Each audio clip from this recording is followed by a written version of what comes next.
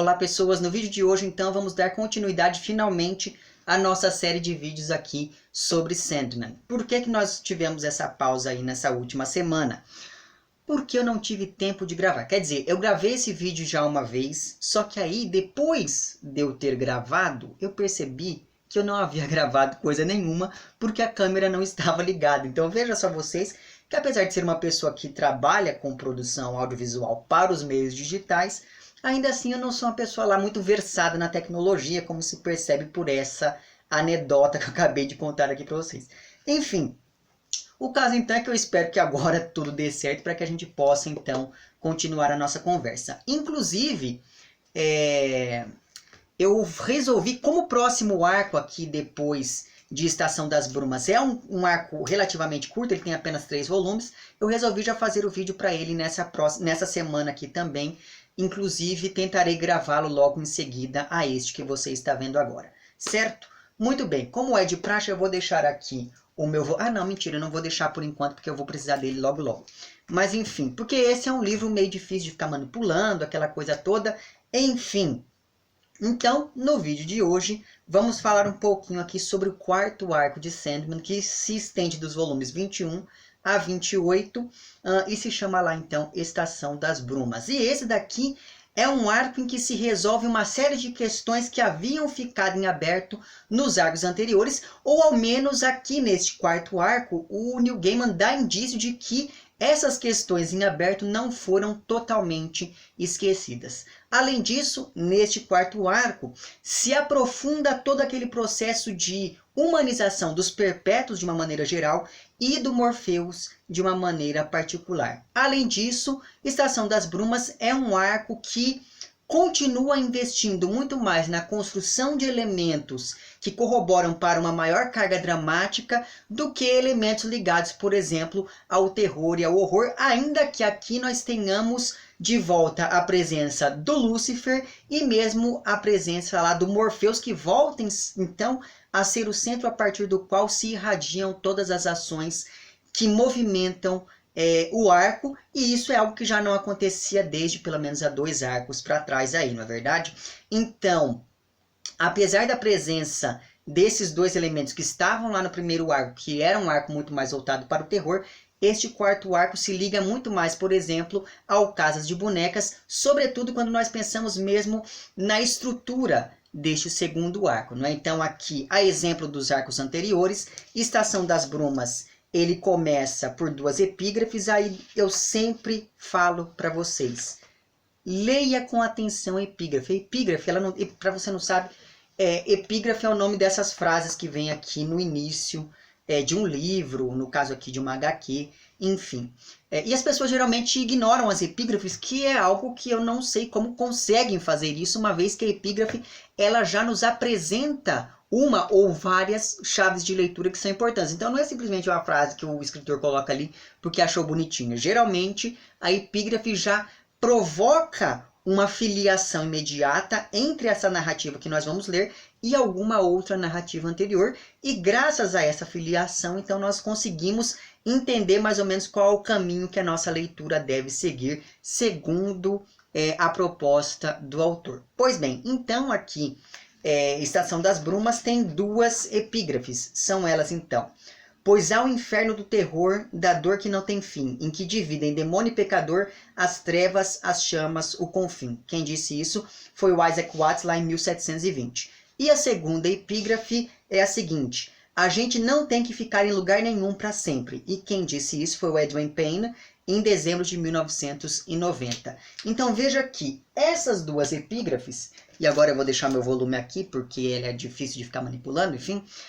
Perceba que essas epígrafes, elas apresentam 2 ideias que vão estar em constante conflito ao longo de todo este quarto arco. E este conflito, então, ele diz respeito à oposição entre a eternidade, a permanência no inferno, como nós temos na primeira epígrafe, e aquela ideia de algo que é transitório, de algo que nós podemos mobilizar graças ao nosso livre-arbítrio, e essa ideia toda é evocada lá pela segunda epígrafe. Então veja que só pelas epígrafes nós já entendemos mais ou menos qual é que vai ser o desenvolvimento nesta narrativa. Pois bem, então depois dessas epígrafes, nós temos aqui neste quarto arco, a exemplo do que houve lá em Casa de Bonecas, um prólogo. E este prólogo começa com o Destino, que é o mais velho dos perpétuos, caminhando pelo seu jardim de veredas que se bifurcam, e daí é claro que não tem como a gente ler isso e não nos lembrarmos lá do Ficções, que é um livro do Jorge Luiz Borges, e uma das partes deste livro se chama O Jardim das Veredas que se bifurcam, lá de 1941, se não estou enganado. Então, Destino está ali. E é claro, não é? Quando você lê isso e lembra lá do Borges, você vai ler o texto do Borges para você tentar entender como é que essas coisas dialogam, ok? Mas enfim, então está lá Destino andando pelo seu jardim de veredas que se bifurcam, quando de repente ele se encontra com as moiras, que são figuras ali de toda uma mitologia, figuras essas que já haviam aparecido nos arcos anteriores aqui de Sandman, ainda que sob outros, digamos, aspectos, né? Então você tinha lá aquela figura das três deusas, que era uma velha, uma moça e uma mãe, e coisa do tipo, aquela coisa toda, que já vinham aparecendo desde o primeiro arco. Mas enfim, Destino então está ali caminhando, se encontra com as moiras, e as moiras profetizam sobre um rei que renunciaria ao seu trono e sobre os impactos que essa renúncia teria até mesmo para os perpétuos. Com isso em mente, então, o Destino resolve fazer uma reunião familiar para a qual comparecem todos os irmãos, exceto um que aparentemente desapareceu, e daí acredito eu que esse imbróglio envolvendo este irmão desaparecido se resolverá em arcos subsequentes. Mas enfim, então durante toda essa reunião se delineiam não apenas as personalidades de cada perpétuo, mas também as relações que se estabelecem entre eles. Então a gente observa quem é mais próximo de quem tem uma pequena rusga com quem, e por aí vai. Só que o mais importante que acontece nesta reunião familiar é que, em um dado momento, a Desejo, que é uma das perpétuas ali, enfim, ela pergunta ao Sonho como é que vai a sua vida amorosa e faz uma série de insinuações ali sobre o que aconteceu com a Rainha Nada, como foi narrado lá no prólogo ao segundo arco, que é o Casa de Bonecas.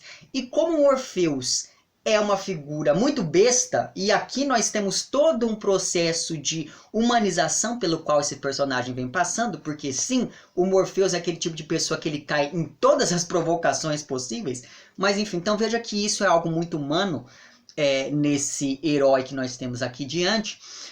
Mas enfim, então como o Morpheus é uma figura muito besta, ele acaba se incomodando com todas essas provocações de desejo e aconselhado então ali pela sua irmã mais velha, que é a Morte, o Sonho decide que está na hora de reparar um erro que se estende por 10.000 anos. Porque como a Morte e o Sonho, eles são bem próximos, durante essa conversa entre os dois, o Morpheus começa a perceber que ele havia condenado a Rainha Nada ao inferno só por orgulho ferido, e acabou sendo extremamente injusto, porque lembra lá que ele era apaixonado pela moça, a moça, sabendo que seria um malefício para ambos se os dois ficassem juntos, porque afinal de contas ele é uma criatura divina, mitológica, e ela é uma criatura humana, então dessa relação nada de bom poderia sair. Então a moça acaba rejeitando Morpheus, que, na epítome de sua ira, acaba, enfim, condenando essa moça ao inferno depois que ela comete suicídio. Ou seja, nós estamos aqui, ao fim deste prólogo do quarto arco, nós estamos diante de um personagem que reconhece as próprias fraquezas, que reconhece os próprios erros. E esses erros acabam aproximando essa figura de toda aquele aspecto de uma humanidade que falhou, e acabam distanciando o Sonho da imagem do herói tradicional. Então é muito interessante que nós estamos aqui diante de uma narrativa sobre um herói, mas ele é aos poucos destituído de atitudes, de feitos, enfim, heróicos. Ou seja, nós temos aqui a conclusão de toda aquela narrativa que se vinha tecendo desde o primeiro arco, que tratava lá, enfim, sobre a relação entre o Sonho e Nada, porque lembra lá que lá no primeiro arco, naquele momento em que o Morpheus está indo para o inferno, ele acaba se encontrando com Nada pela primeira vez. Então veja que desde lá do primeiro arco esse imbróglio entre os dois se vem desenvolvendo. Pois bem, então nós temos lá as epígrafes, nós temos esse prólogo, e a partir deste momento nós temos então o desenvolvimento. Por quê? Imbuído de toda a boa vontade do mundo, e daí aqui me parece conveniente dizer que de boas vontades o inferno está cheio, não é verdade? Imbuído então de boa vontade, Morfeus volta ao sonhar para poder se preparar para ir até o inferno. Por quê? Ele sabe que desde sua última ida àquele lugar, ele se tornou uma espécie de persona non grata, porque ele foi lá, recuperou o seu elmo no primeiro arco e com isso acabou gerando uma animosidade, sobretudo com a figura de Lúcifer. Por isso, então, nosso amigo Morfeus já começa a se despedir de todas as pessoas que moram ali no sonhar e já as alerta para a possibilidade de que ele não volte, ainda que ele anuncie que caso isso aconteça, caso ele morra, outra pessoa, outro senhor irá, enfim, assumir o seu lugar ali no sonhar. Portanto, o sonhar não será prejudicado por essa sua ausência, tal qual aconteceu anteriormente lá no primeiro arco. Com isso, fica claro para a gente que o Morfeus é apenas um arquétipo, ele é apenas um simulacro que pode muito bem ser substituído caso algo lhe aconteça. Então isso me pareceu muito interessante, porque afinal de contas as pessoas não podem parar de sonhar só porque o sujeito lá desapareceu, como aconteceu no primeiro arco e deu toda aquela confusão. Então, além de se despedir de todos aqueles moradores do sonhar, o Morfeus vai também visitar aquela criança que havia nascido no sonhar no segundo arco da série, não é? E daí é muito interessante porque a mãe dessa criança ainda não sabe qual nome vai dar ao filho, e daí o Morfeus, na qualidade de dono daquela criança, porque aquela criança nasceu em seus domínios, o Morfeus acaba dando a esse menino o nome de Daniel. E isso lembra toda aquela história do profeta bíblico Daniel. Não sei se você já leu a Bíblia, caso não tenha lido. Nós aqui neste canal estamos fazendo um projeto que por hora está meio parado, mas enfim, de leitura coletiva da Bíblia. Vou deixar o link para uma playlist lá embaixo, onde já constam alguns vídeos para este projeto. Pois bem, Daniel era um profeta muito importante e um dos primeiros feitos dele foi justamente interpretar o sonho do Nabucodonosor. Então não me parece que é à toa essa referência direta a um profeta bíblico aqui neste momento do quarto arco. Pois bem, então, Morfeus vai, se despede e nomeia essa criança, e depois ele também vai tomar ali um bom vinho com aquele seu amigo humano que se recusa a morrer desde o segundo arco, né? E olha aí novamente um sentimento humano tomando conta de nosso amigo Morfeus, que é a amizade. Afinal de contas, desde lá do segundo arco, ele e este personagem aí, este ser humano, começaram a se tornar amigos porque ambos começaram a se encontrar a cada 100 anos para poder tomar um café e aquela coisa toda. E daí na página 55, há um momento aqui que eu achei genial, que é o momento, então, em que esses dois personagens, Morfeus e esse seu amigo, vão fazer um brinde para poder se despedir, e daí o brinde é o seguinte: aos amigos ausentes, amores perdidos, velhos deuses e a estação das brumas, e que cada um de nós dê ao diabo o que lhe é devido. Não sei contar vocês, mas eu decidi que uma das metas da minha vida será, em algum momento, fazer um brinde como esse, porque eu achei muito interessante. Mas enfim, então feitas todas essas despedidas e antes de chegar ali ao inferno, o Morfeus acaba mandando àquele lugar o Caim para poder avisar dessa sua visita. E o Morfeus manda o Caim, porque afinal de contas ele não é burro nem nada, ele manda o Caim porque sabe que Caim tem a marca de Deus e portanto não pode ser ferido. O que não impede Lúcifer de fazer uma espécie de tortura psicológica com o coitado ali, não é verdade? Então, é muito interessante observar que, ao fazer essa tortura psicológica, o Lúcifer mostra muito bem qual é o tamanho de seu poder ali naqueles seus domínios, porque nem mesmo a marca de Deus ele respeita. Mas enfim, tomadas todas as precauções, vai o Morfeus armado e parapetado para o inferno. E qual não é a sua e a nossa surpresa ao se deparar ali com um lugar vazio, já que Lúcifer renunciou ao trono e mandou embora todos os demônios e todos os condenados que viviam no inferno. E isso acaba gerando uma quebra de expectativa no leitor que já vinha se construindo desde o primeiro arco da série. Quando você tem lá o Morpheus se despedindo de Lúcifer, você tem ali uma espécie de ameaça deste segundo para o primeiro. Então, desde aquele momento você pensa, opa, haverá uma batalha épica da próxima vez em que esses dois se encontrarem. Essa expectativa que se vinha nutrindo desde o primeiro arco acaba não se realizando.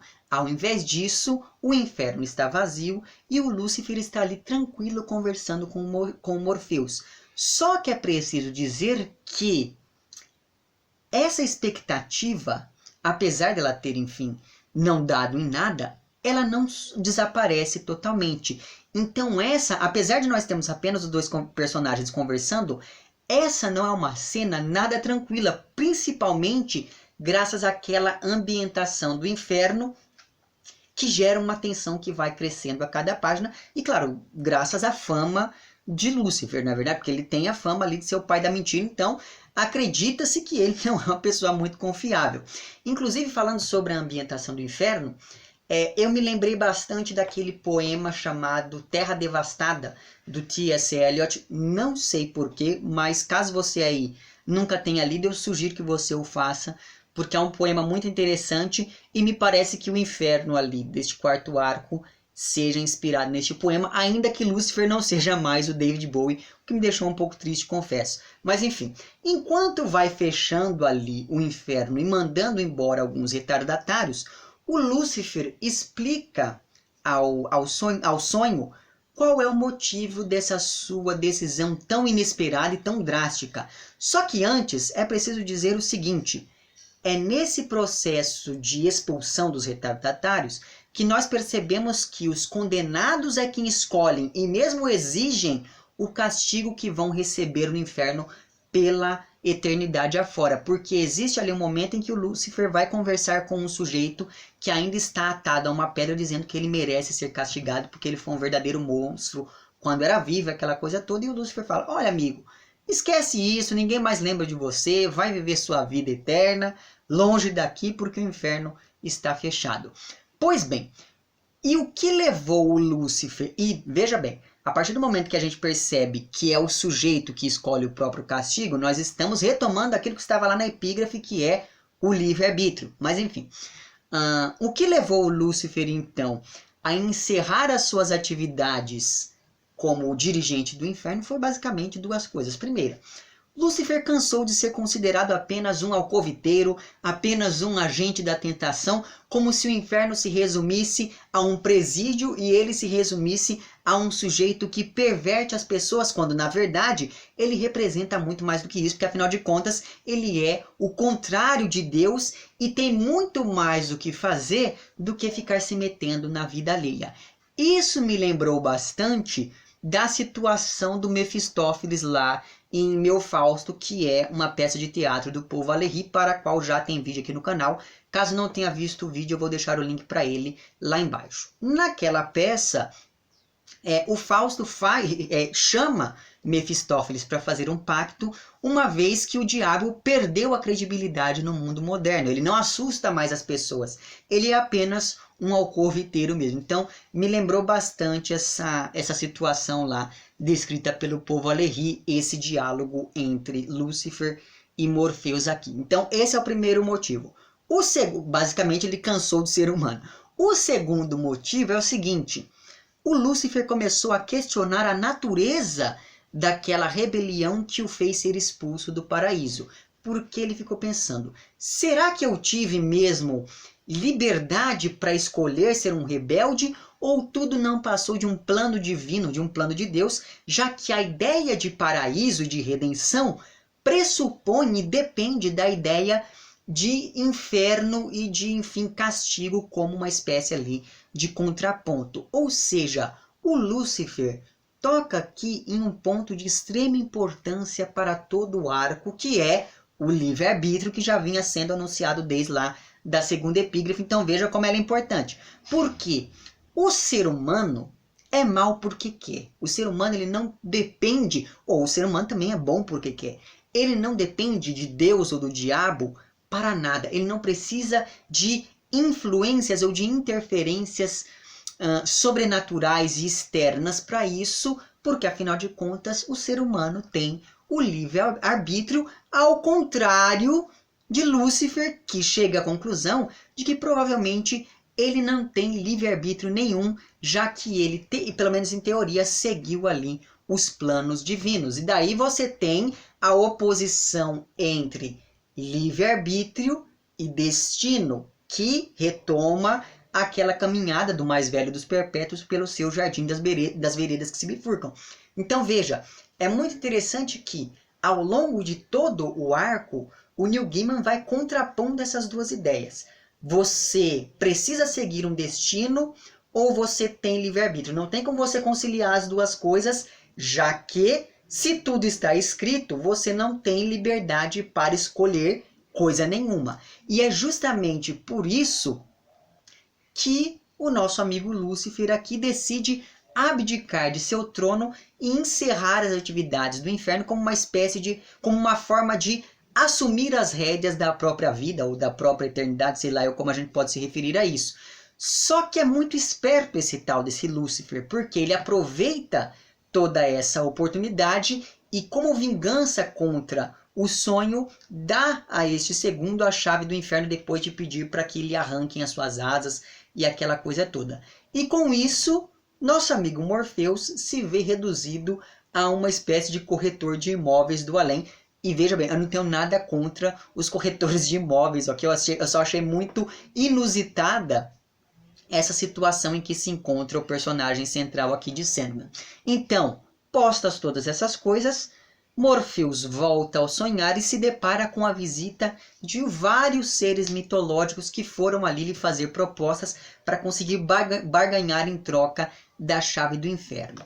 Neste momento, então, que é um momento de muita apreensão, é claro, nós temos, assim como aconteceu lá no segundo arco de Sandman, uma interrupção e a partir deste momento outra narrativa menor se inicia e essa narrativa faz às vezes ali de interlúdio. Pois bem, esta narrativa menor aqui do Estação das Brumas trata da história de um estudante de colégio interno chamado Charles que começa a ver alunos mortos pelos corredores da escola. E são muitos os mortos que frequentam aquele lugar, já que se trata de um colégio tradicional e fundado, se não me engano, em fins do século XIX. E essa é uma narrativa interessante por dois motivos. Primeiro, porque ela vai mostrar as consequências terrenas do fechamento do inferno. E isso já diz muito sobre o caráter daqueles fantasmas que estão ali convivendo com o nosso amigo Charles, porque se eles vieram do inferno, eles não foram boas pessoas em vida. E o segundo motivo que faz dessa uma narrativa interessante é porque ela mostra que o mundo espiritual pode interferir no mundo físico, já que nosso amigo Charles aqui acaba morrendo depois de ser torturado por alguns fantasmas. Então veja que essa ideia do mundo espiritual interferindo no mundo físico é algo que já também estava acontecendo desde os arcos anteriores, sobretudo desde o terceiro arco, sobre o qual já tem vídeo aqui no canal, evidentemente. Então, apesar de oferecer uma mudança brusca na narrativa, este daqui é um bom capítulo, né? Esse momento da narrativa sobre o Charles, ele consegue muito bem ser independente, ainda que articulado a essa narrativa maior. Pois bem, depois deste interlúdio, nós voltamos ao andamento normal do arco com o restante do desenvolvimento dessa narrativa. E neste desenvolvimento, nós temos ali o Morpheus que oferece um banquete para todas aquelas entidades que foram visitá-lo e depois desse banquete, depois desse jantar, recebe cada uma dessas entidades para poder ali ouvir as suas propostas. E daí agora eu vou ter que colar aqui porque para não me esquecer de ninguém. Então você tem ali os elfos e os elfos eles querem que o inferno permaneça fechado para que assim eles não precisem mais pagar tributos a ninguém a cada 7 anos e em troca disso eles dariam uma das fadas, sei lá, qual que é o feminino de elfo? Enfim, uma das deusas deles lá, de presente ao sonhar. Você tem os deuses nórdicos, que são lá o Loki, o Odin e o Thor. E veja bem, esses três personagens não são os heróis dos quadrinhos, eles são os deuses da mitologia nórdica mesmo, é importante dizer isso. Essas entidades nórdicas, esses deuses nórdicos, eles querem o inferno para poder fugir ali do Ragnarok e em troca ofereceriam ao Morpheus um mundo criado por Odin, e neste mundo havia ali um dos arquétipos de Morpheus. Pois bem, ou melhor dizendo, um dos arquétipos de Sandman, que é o herói lá dos anos 40, 50, enfim. Muito interessante esse contraponto. Você tem ali também uma entidade shintoísta, acredito eu, porque ela é da cultura japonesa, e essa entidade ela quer o inferno para poder expandir as influências das entidades japonesas e por isso está disposto a pagar qualquer preço pela chave do inferno. Para além disso, você tem também ali as entidades egípcias, e elas têm basicamente o mesmo propósito ali dessa entidade shintoísta, e oferecem em troca instruções, ou melhor dizendo, informações sobre aquele irmão foragido dos perpétuos e aquela coisa toda. Para além disso, você tem ali também o deus do caos, que vem na forma de uma criança e quer o inferno para poder manter o caos ali, em troca de não atormentar o Morpheus. E você tem também o deus da ordem, que vem no formato de uma caixa, e daí você usa a caixa para organizar as suas coisas, não é verdade? E o deus da ordem quer o inferno para manter a ordem, e em troca ele oferece ali a essência de sonhos dos mortos. E por fim, mas não menos importante, nós temos ali a figura do Azazel. O Azazel, ele é um diabo da mitologia cristã, que é muito associado lá ao bode expiatório do Yom Kippur. Você aí que é judeu. Como que é o nome do Yom Kippur em português? É o dia do perdão, se não me engano.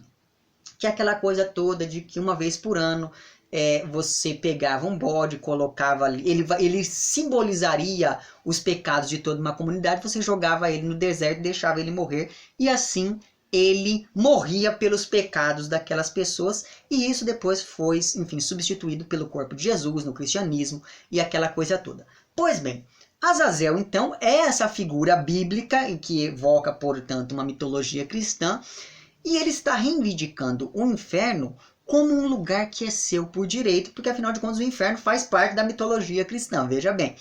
E em troca, Azazel oferece aquele demônio que no primeiro arco estava em posse do elmo de Morpheus, e oferece também a rainha Nada, porque naquele processo de esvaziar o inferno, Azazel conseguiu, enfim, pegar a rainha para ele, e por conta disso tem ela sob seus domínios, então ele oferece a moça em troca da chave do inferno. Perceba que, de maneira geral, ainda que não de maneira absoluta, esses deuses são sempre aqueles que já perderam o poder, que já perderam o prestígio, o que recupera toda aquela ideia de que os deuses deixam de existir quando as pessoas deixam de acreditar neles. Ou seja, tal qual os fantasmas que voltaram para a escola lá no capítulo do nosso amigo Charles, essas mitologias antigas querem continuar existindo, querem continuar influenciando o mundo dos vivos. E é por isso que, por exemplo, os deuses gregos nem vão atrás da chave do inferno, porque eles já sabem que são conhecidos e reconhecidos por todas as sociedades deste nosso mundo ocidental.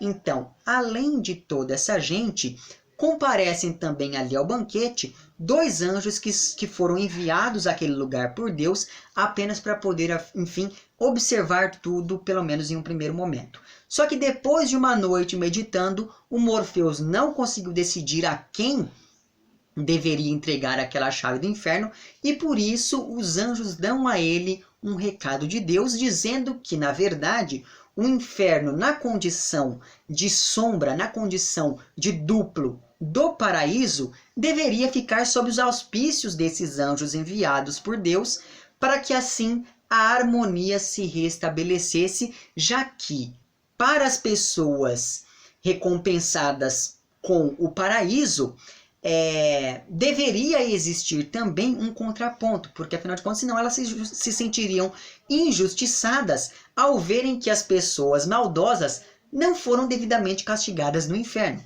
E como Morfeus acha que essa é uma atitude justa e lógica, ele acaba decidindo então por dar a esses anjos a chave do inferno, e assim esses anjos se tornam anjos caídos, seguindo a vontade e os planos de Deus, o que acaba fazendo com que a gente se lembre daquilo que o Lúcifer havia dito logo no início deste quarto arco sobre o seu próprio livre-arbítrio e sobre a possibilidade de que ele próprio não tenha tido uma vontade para poder escolher sobre a própria vida. Diante de todas essas novidades, então, sobre os novos donos do inferno, alguns desses deuses ali voltam resignados para suas respectivas realidades, enquanto outros, como é o caso, por exemplo, do Loki e do Azazel, decidem ficar ali no sonhar por mais algum tempo. Só que, enquanto o Loki se disfarça daquele deus da mitologia shintoísta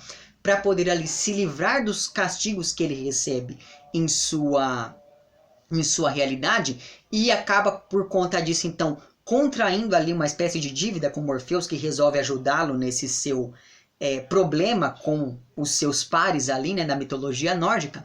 Enquanto isso acontece com o Loki, o Azazel não se conforma com a nova decisão ali, né, do sonho, e diz que por conta disso vai destruir a Rainha Nada. E por isso, então, Morfeus o desafia e, claro, acaba vencendo e aprisionando Azazel. Afinal de contas, Morfeus está em seus domínios, né? Ele está ali no sonhar e ali quem manda é ele. Então ele aprisiona o Azazel em um frasco de vidro e coloca este frasco em um baú, onde também está o crânio daquele pesadelo foragido do segundo arco, que é lá o tal do Coríntio. Então veja que o segundo e o quarto arco, eles se ligam de uma maneira muito próxima em vários momentos. Quanto à Rainha Nada, o Morfeus reconhece a ela que errou e se humilha ali perante ela, mostrando que todos aqueles anos de cativeiro lá no primeiro arco lhe fizeram muito bem, diga-se de passagem.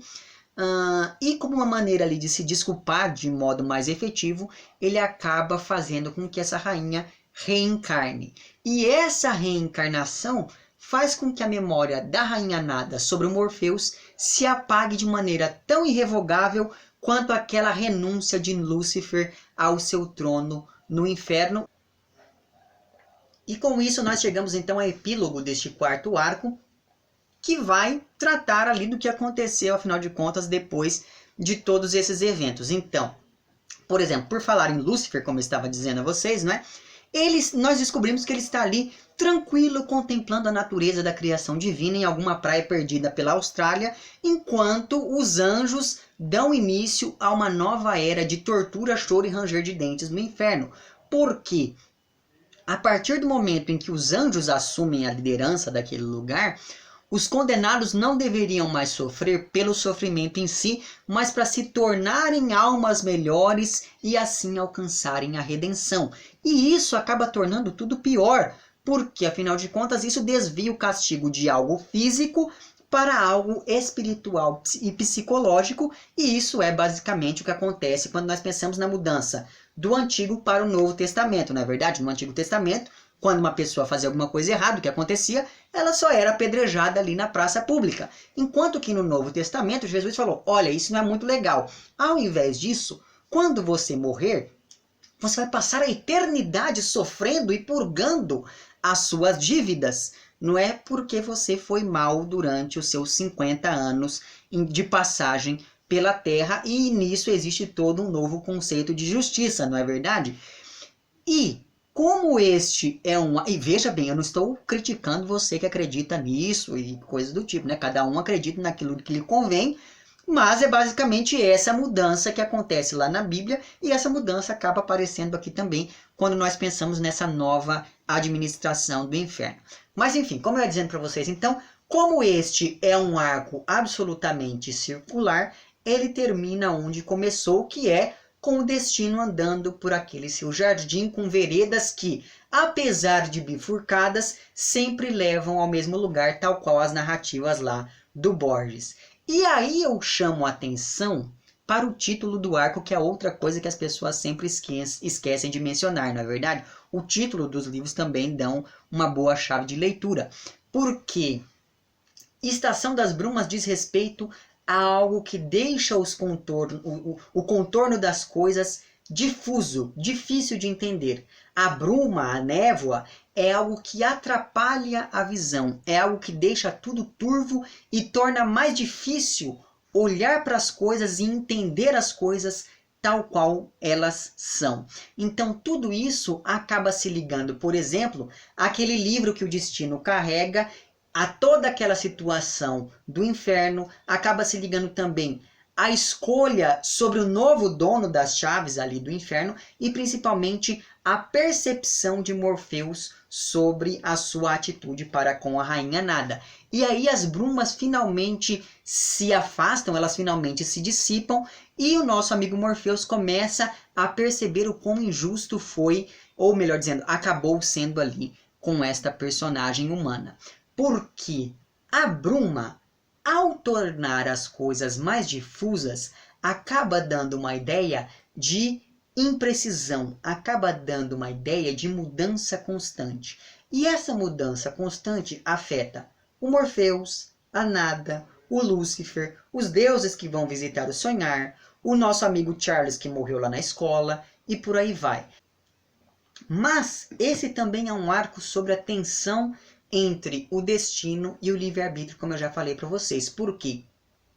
Se tudo está escrito no livro do destino, eu não tenho liberdade de escolha. Logo, eu não sou responsável por aquilo que eu faço, já que eu estou apenas ali, digamos, seguindo o script. Mas, ao mesmo tempo em que isso pode parecer libertador por um lado, essa ideia também tem algo de incômodo, já que eu não sou livre para fazer coisa nenhuma e tenho que me atentar ao que está escrito ali no script, percebe?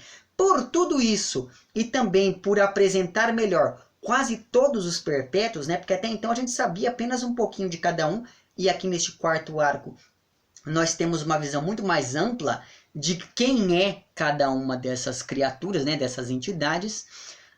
Por tudo isso, então, imagino eu que Estação das Brumas seja um dos arcos mais importantes de Sandman e, evidentemente, que acabou se tornando um dos meus preferidos. Esse eu ainda não conhecia, mas eu gostei dele tanto quanto gostei lá do Casa de Bonecas, e vocês sabem que até então este havia sido o meu arco preferido.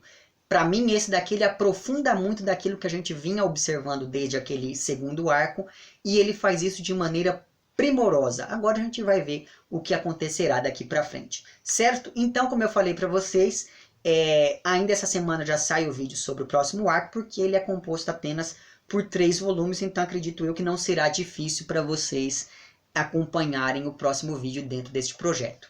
Outra coisa que eu tenho que avisar é o seguinte: no primeiro vídeo lá em que eu falei sobre o Prelúdios e Noturnos, eu acabei perdendo uma parte imprescindível, né?